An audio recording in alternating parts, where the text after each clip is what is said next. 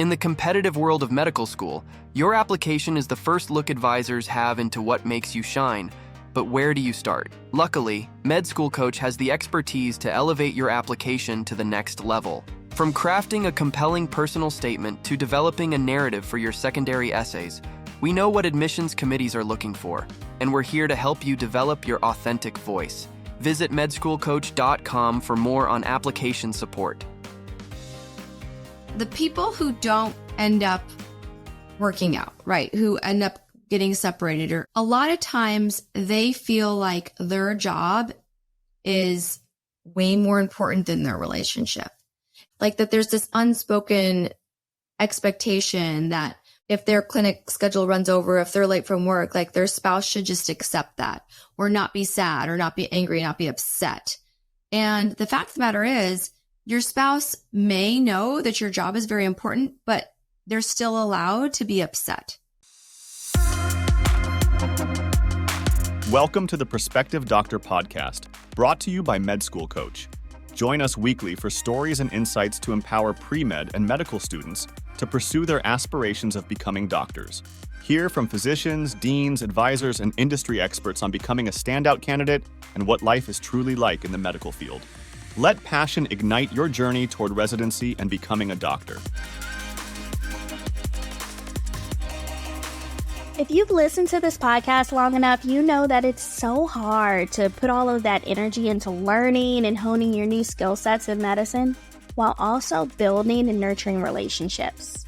Well, we're in for a treat today because we have Dr. Kate Mangona, who is a pediatric radiologist, and her passion lies in marriage and intimacy coaching. She also hosts some retreats. In addition to that, she has a podcast called The Love Lab MD, where she brings a unique perspective, having personally encountered these challenges of balancing relationships while pursuing a medical career, as well as helping her husband along his journey in medicine.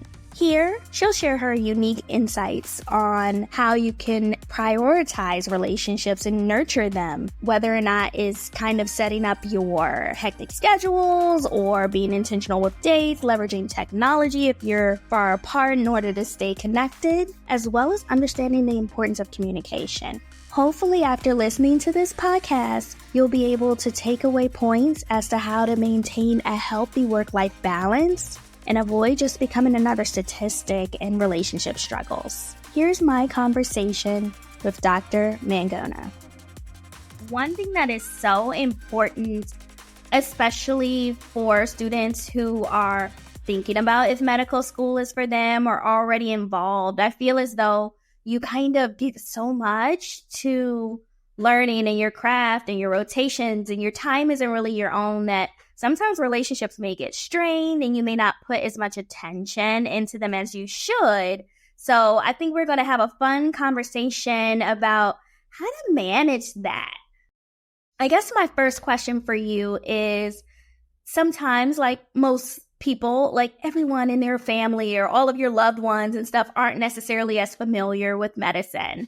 For those who are just starting out, like, how do you work on managing expectations on the demands of your medical career? And like, how can people balance that and try not to feel guilty? Yeah.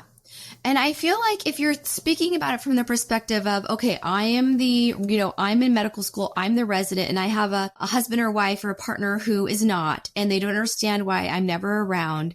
I feel like clear communication and putting the spouse, like prioritizing them, because it doesn't matter how busy you are in life. Like if you don't make the other person in your life, like your intimate partner, a priority, then they might as well not even be in a relationship. So personally, I chose, and this was just my course of life, I chose not to have two serious relationships in med school and residency. I dated, but I could not handle having both at the same time. Now, there are people who already have very serious relationships and they're married and they have kids. And I will say that it doesn't just get easier when you become an attending all of a sudden. You may have different sorts of time and you're maybe allocating studying differently to like call, but you have to look at your calendar. You have to schedule your partner into your calendar just the same way as you did when you were first dating? I love that. I feel as though people make time for what they want to make time for. Like, yes, your time is definitely limited in medical school, so you have to just figure out how to navigate that. And sometimes, like you said, like putting it in your calendar, just like you would do other things for self-care, like your gym time, or if you're going to go to brunch with friends, making that time for your partner is so important in terms of nurturing your relationship, keeping your mental health together so that you can go out and study and crush those exams and create that life that you want to create for yourself. Yeah.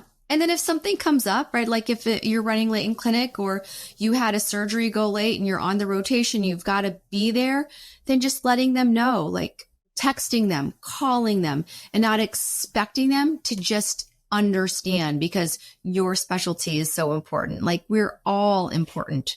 We all play an important role on this earth. The communication also helps, and the tone in which you say it and the feeling from which you say it from. And if you're saying it from a superiority feeling, then that's going to be different. If you're saying it from a really loving, like supportive, we're going to make this up toward sort of a place.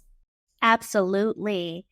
And like you said, people make time for things, and it may be a little easier if you are together and living in the same home for those who may have a live-in partner or be married. Like you said, both of us kind of chose to focus on school and just know your boundaries, that you couldn't kind of navigate both at the same time.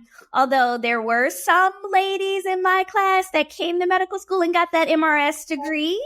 I'm not saying if that's right or wrong, but there were also some people in school who were dealing with long distance relationships, whether or not they came into school with a partner who may live somewhere else in their hometown or somewhere else, or they met them along the way, or even if as they matriculated through, sometimes we've talked several times on the show about the match process. So sometimes you may go to a place where your partner isn't. So how do you recommend that those who have the demanding careers in medicine navigate that time apart and kind of pour into long distance relationships? Some of the keys of maintaining a healthy, strong relationship is chemistry, right? You have to maintain your chemistry. But number 2 is proximity. Like if you guys aren't around each other in some sort of a presence, like on FaceTime, my husband works late a lot. Mm-hmm. So even though we live in the same house in the same city, I might not see him 5 days a week because he'll work late and he'll come home and I'll be sleeping or I'll put the kids to sleep. And it's gotten better as we've navigated our schedules and as we've been attendings now for almost 9 years, but I'll call him on FaceTime. I'll put him there, like set him up, prop him up on a little coffee cup or mug, and he can talk to us while we're all eating dinner. Proximity is so important. And if you guys live separately and then you're forming relationships in separate, communities, it can become harder. So you have to really constantly talk about it. Like you have to bring it up on a weekly basis. Like, how do you feel like the relationship is doing? What's your community like where you are? And talk about that. And if all you guys are both focusing on is work, right? If you're both focused, dedicated to, okay, well, I'm studying for residency, you're focusing on growing a business, that's okay. But if one person is really feeling like you're at a 3 out of 10 in the relationship struggle bus, and they're really feeling that lack of connection, but you're okay because you're in the demands of a busy residency schedule, that is a problem. And so you have to work out, okay, when are you guys going to see each other? Is it going to be the weekends? Is it going to be every other week? How are you going to connect during the day? Are you going to send texts? You have to figure out how you can increase your proximity while you're living in 2 different places, or other relationships are going to form because there will be a lack of need in that relationship, especially if that your partner stays at a 3. That makes so much sense. Like making time, like goes back to making time and communicating your needs and getting to know each other and getting involved in people's lives. So like you said, like having you FaceTiming at a specific time, like engaging in the things that make you whole and make you a family. Like you don't necessarily physically have to be there to touch them, but you have to get out there and do things together and make those kind of rituals or things that make you as a couple together. And then you'll be able to kind of value the time when you are together. Yeah. And the rituals, you hit the nail on the head there with the rituals. Like that is a very important part of a healthy relationship, is to have rituals you can count on. Spontaneity is good too, but rituals and common shared goals are very important. I know it's personal for people, but are there any rituals that you can share that you've seen with the people that you've coached or personally done that have helped build stronger bonds? Yeah. So some of the people I've coached have decided to do disconnection times, like in the evening time, like they both put their phones away and their laptops away between the hours of 5 and 8, or they pick a time. It could be between the evening time when they're with the kids, or it might be after the kids are asleep. So like between 8 and 9. And that's a time where they're both going to be disconnected and they'll be just talking to each other, or they'll be sitting together doing an activity or playing cards or just doing something. Like they have decided that is something that's needed in their relationship. Now, the other thing that works out for some people are weekly date nights. And this is something me and my husband do every Saturday night. We have a standing babysitter. We have the regular babysitter. We have the babysitter that comes if she can't come. And then we have 3 or 4 others that we might call that are like in the neighborhood, high school girls, but I can always call them. Like when I meet somebody that I think is potential babysitter material, like super sweet, very on top of things and close by my house, I put them in my phone so that I have them. So childcare is a huge piece of this if you have young kids. If you have older kids, it's easier to be like, oh, we can do it whenever. But it's nice to develop that, oh, we're going to schedule in a coffee date, a lunch date. And then one of the couples I coached makes certain that they do a coffee date, a lunch date, and a dinner date, all 3 of those every week. Wow. That goes back to that scheduling and making time for different things. Now, There's a common theme, Arkita. Absolutely. Like it's so important. And I know that the students who are listening are like, oh, I may not have money to do this, or I have an exam every 2 weeks, or I'm stressed trying to figure out the interview season. And I think it's also important to point out that there are phases in life and cycles, and like connecting with your loved one or your partner doesn't have to be expensive. Like you can definitely get creative with these kinds of things. Oh, yeah. I mean, you could go do a TikTok in the park, right? You can like, that's fine too. During the beginning of the pandemic, me and Victor, we didn't go anywhere except for the park. And we would dance and maybe we'd bring a picnic, maybe we wouldn't. But whatever you do, it doesn't really matter as long as you're together and you're like working on you and them, like mutual together. Absolutely. I love that. Are you ready to conquer the MCAT and secure your future in medicine? Look no further than Med School Coach. With our unparalleled expertise and cutting-edge resources, you'll tackle the MCAT with confidence. Our practice exams, crafted by the world's leading MCAT experts, provide the most realistic simulation available. Discover your strengths and weaknesses with in-depth analytics and detailed explanations for every question. Plus, with options like our free half-length exam and affordable bundles, mastering the MCAT has never been easier or more accessible. Don't just prepare for the MCAT, excel with Med School Coach. That just brings like so many different ideas to my head. Even if you are in a intimate, quote unquote, relationship, like even like connecting with your friends where you're there, where you may kind of be in this medical bubble, but like making the time to try to go out once a month or every other week or something to just be around people is so important. And it can kind of help with your self-preservation and kind of getting you to look forward to the next event. Absolutely. Yeah. I mean, you need that downtime. And I love how you're sharing that there are opportunities to have downtime, because a lot of students will write in and they'll be like, oh, what will it be like? Or they say it's like a fire hose and all of those kinds of things. Have you encountered any misconceptions about maintaining relationships while working in medicine? The people who don't end up working out, right, who end up getting separated, or a lot of times they feel like their job is way more important than their relationship. Like that there's this unspoken expectation that if their clinic schedule runs over, if they're late from work, like their spouse should just accept that or not be sad or not be angry, not be upset. And the fact of the matter is your spouse may know that your job is very important, but they're still allowed to be upset. They're still allowed to be sad. And it's not your responsibility to fix those emotions, but it is something that you would want as a partner who wants a healthy, strong relationship to allow, to understand, to get curious about, and to want to like, not just listen, actively listen, but also like, okay, what can I do moving forward? Like, are there any systems that I can put in place to prevent this from happening again? And you might not talk about that right away. Like when you come home and you're late and they're all upset, you may just need to really be there for them at that moment. I love that. And I love that you said, like, yes, people may understand you're in medicine and get the concept, but when they're in the moment where you are missing dinner because you had an extra accident come in the trauma room, or when you are saying that you have to do something, and then you're like, oh my goodness, like I have a paper due next week, or I have a test, I have to push it back, I didn't plan well enough. Like, it's okay for your partner to get upset with you. Like, that's human nature, but you also have to showcase that you care and that you are being thoughtful about them and that their feelings are valid.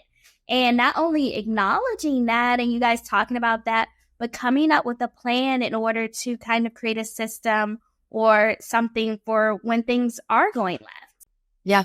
Yeah. And so what if you like didn't plan well and you don't have enough time to finish your paper? You didn't have enough time to study for your exam. Like, it's going to be okay. You're going to get through this and you're going to come on the other side either stronger in the relationship or weaker. And so you get to decide. I couldn't agree more. One misconception that I'm going to throw out that is probably the elephant in the room for the listeners out there. When we started, you mentioned that you're a pediatric radiologist. And the stereotypes about people in medicine is that radiologists don't like people. So how are your relationship codes? Oh, that's so funny. I didn't even think about that. Yes, we love people. You know what? People don't think about this, but as a radiologist, we have to talk to a lot of people. We talk to physicians all day long because all day long I'm receiving phone calls from nurses. I get texts come in and show me images all the time, and I have to talk to clinicians all the time at tour board. So I do love my quiet time, and I love my calm time, and I love my dark room. And I still do procedures on patients. So I'll go in and out, a little bit faster than maybe a longer surgery. I'll be in there for like 10, 15 minutes doing a upper GI or a VCUG. I think a lot of us are introverts. That's for sure. Not all of us. I mean, I am actually an introvert, and I force myself to be extrovert-like just so like I can have a community, because I love community and I love connection. Actually, a lot of my friends in med school told me not to do radiology, but I love imaging and I love looking inside a patient, and I wanted to be able to do that. This is another thing I don't really tell many people, is I felt like when I saw patients, there was a lot of words that got in the way. Like, then I had to look up labs and look up words and then go talk to them. And like, I'm like, I could be so much more efficient if I could just put everything together myself. And so I feel like as a radiologist, you learn how to collect all the data, talk to the people who can give you the answers, and then put everything together. Now, I do love patients. I feel like there's stereotypes with every single specialty. And I even wanted to be a surgeon at one point too. I wanted to be a surgeon because I loved the sexiness of the procedure and being able to, cut someone open and get something done right there and be on a team. Like, I loved the team effort. But I looked around the room and I saw the surgeon's lifestyle and how they were always at the hospital. My mentor had gone through a few divorces and was on, wife number 5. I don't even remember. But like, we never even talked about it. Like, when I went to work as a med student, I was like, who's the happiest?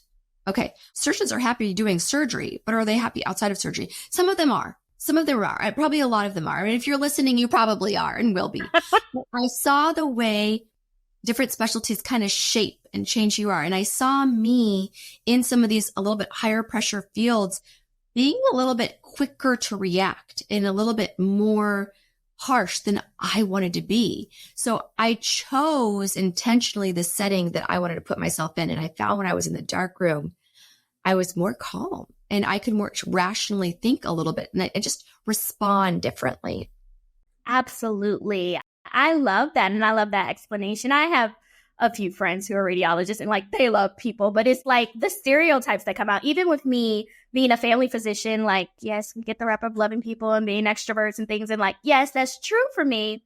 But like you said, the words. So when I was seeing patients clinically in person, like patterns begin to happen all throughout medicine. So yes, you should never treat a patient as a medical condition. Like, everyone deals with their processes differently, but you kind of give them similar spiels. Like diabetics, like, you got to tell them the same thing. So when I transitioned into health technology, like, we use some dot phrases and we can text patients and things. So like, when I had started seeing patients in an urgent care, I was like, I wish I could just have like a PowerPoint on there and like say like the same thing I've been saying the last 10 patients.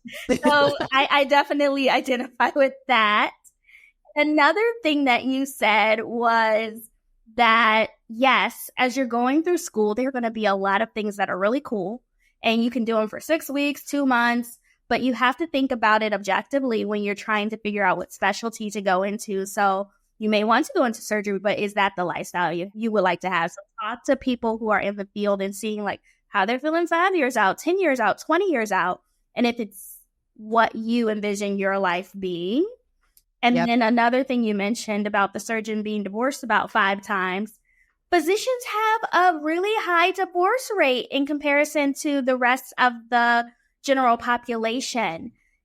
With you being a relationship coach, is there anything that you can kind of pinpoint about that and how people can navigate trying not to be a statistic? I don't know about any of the recent one. This was 4 years ago, and it actually showed that the divorce rate for America, average American, is 50%. Yeah. But the divorce rate for the physician or the medical professional, I think it was physician and dentist, was 25%. Oh. So that paper actually showed it was lower. I can't talk about all of the data, but I feel like some of that might just be due to the fact that we get married a little bit later, most of us, a little bit later in our career. But yeah, if you don't want to be a statistic, my recommendation would be to educate yourself. That's the key, actually, from that statistic. There's probably a point where this isn't true anymore, but the more educated you are, the less like you are to get divorced. So if you educate yourself on being a doctor, you can educate yourself on relationships. How many relationship books have you read this year? How many relationship podcasts have you listened to this year? Or relationship articles on conversational intelligence, emotional intelligence, being conflict management. A lot of us read a ton on medicine, and you go talk to real estate investors. A lot of them read a ton on business and real estate. But who's reading the real estate, the marriage, the relationship books, podcasts? It can't just be me. Right. And you can read it. That's one thing. But to take a step further and actually apply it, and sometimes hiring a marriage coach or taking a marriage course where you're guided through like actively with group participation really helps as well. I mean, I have a parenting coach. I have a business coach because I know I can read all the books. But when I'm personally guided through a system or a process, take home points that I can actively insert into my life, I'm going to get the results faster and I'm going to be happier because of that.